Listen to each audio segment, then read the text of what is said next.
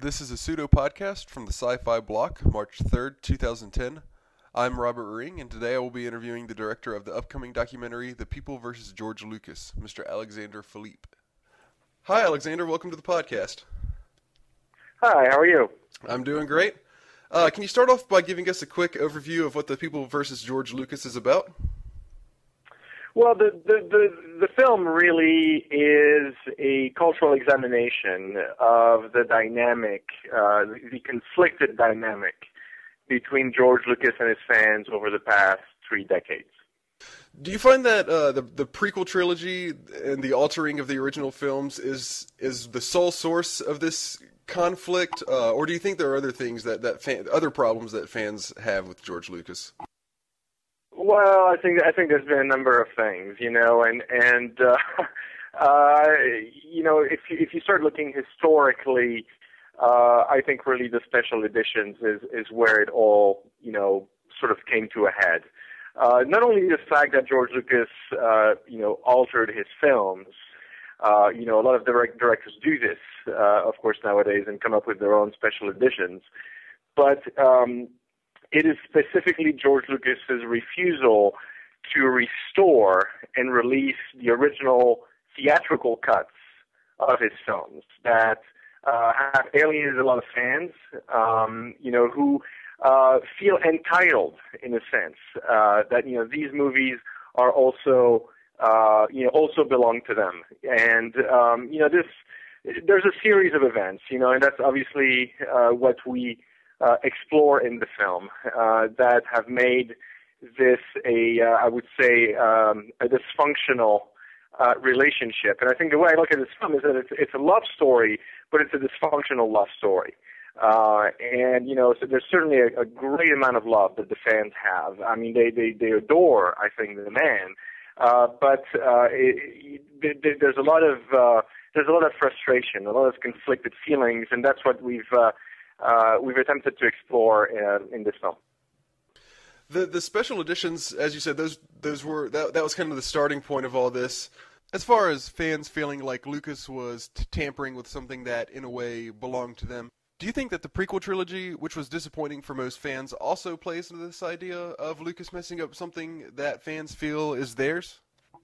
Oh, absolutely, and I think it goes back to this notion of ownership. You know, it's you know, Star Wars fans feel very much, you know, that this is their story, this is their mythos. You know, this is the one story that really defined, to a certain extent, their childhood. So you know, it kind of starts there. You have to understand, you know, the relationship that the fans have with this franchise to understand how, you know, how they may feel the way they feel right now.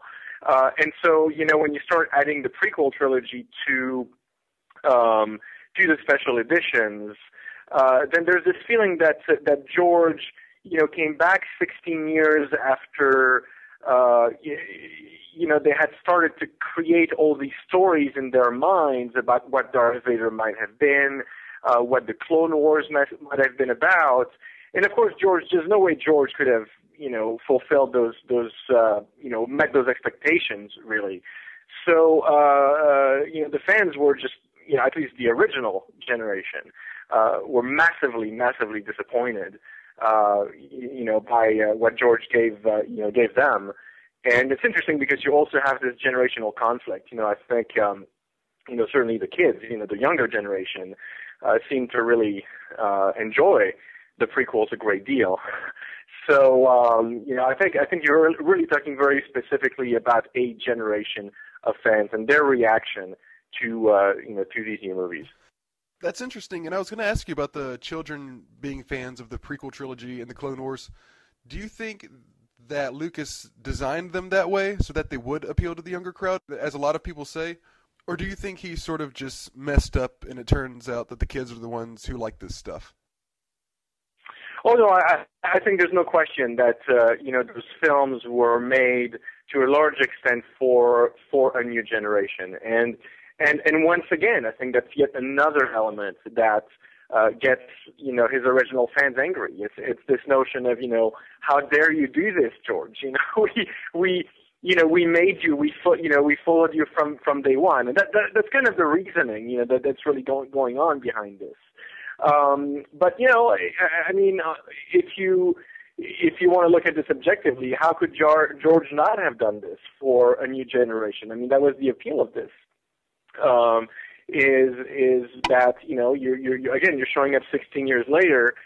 There's a whole new generation waiting to see those movies. You have to kind of make it current, and update it for a new time. So the very tricky thing about this is that ultimately nobody's to blame, really.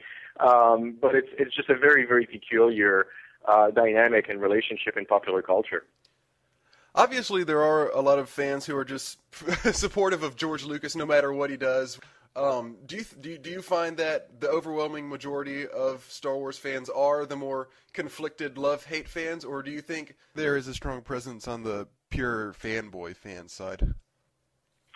Well, it's interesting. I mean, we've been working on this project for just about 3 years now, and very, very intensely. I mean, we've traveled the world. We've talked to thousands of people, whether via interview or via email, really. But I'll tell you one thing, that from in terms of my generation, I mean, I'm 37, so my generation I consider really when you were, anywhere around 5 to 10 years old when Star Wars originally came out in the theaters.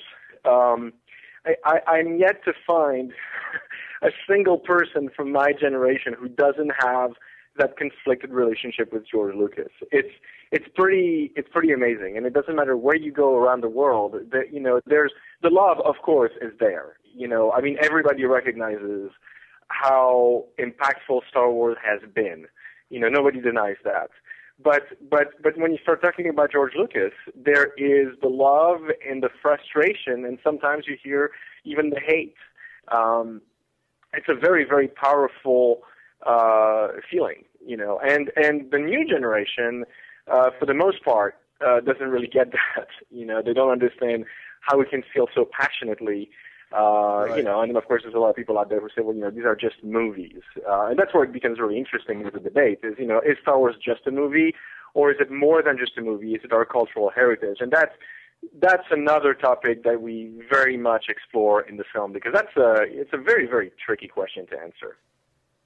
Can you give us, speaking to your movie now, can you give us an example of some of the extremes that you've witnessed people take their anger or their hatred with George Lucas?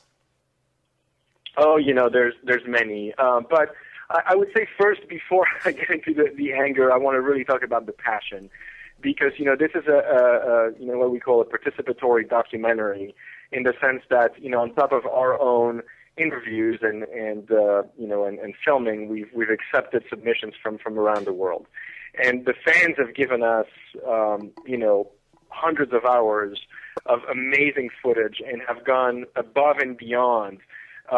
Really to make this really a special film. I mean, they've submitted some staged some amazing puppet rents, or claymation, 3D animation, Star Wars Grindhouse. I mean, you name it. I mean, they've done some really amazing things. So the passion, the desire to express themselves is just simply astounding. In terms of hate, I mean, we've received, I'll give you one example, among many, but, a guy who is actually just really phenomenally entertaining, and he is in the film, who submitted, I think it's about a 7-hour rant. Wow. Like a webcam rant, where he did essentially deconstructed, literally beat by beat, not only all the Star Wars movies, but the Clone Wars as well, with some action figure, recreations and, reenactments. I mean, just absolutely amazing stuff.